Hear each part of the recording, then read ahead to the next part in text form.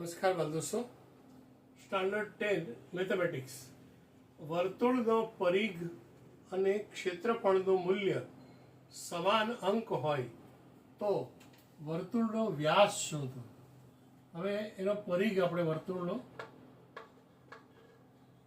અને વર્તુળનું ક્ષેત્રફળ એ અંક દ્રષ્ટિએ સમાન છે. તો અહીંયા 2πr અને વર્તુળનું ક્ષેત્રફળ છે πr વર્ગ, એટલે કે 2πr બરાબર પાઈ ગુણ્યા r ગુણ્યા r. હવે પાઈ બંને બાજુ છે કોમન, એટલે નીકળી જશે. અહીંયા આવે છે 2r અને is equal to r into r. તો rનું મૂલ્ય અહીંયા r ઇન્ટુ r છે, એટલે rનું મૂલ્ય 2 છે.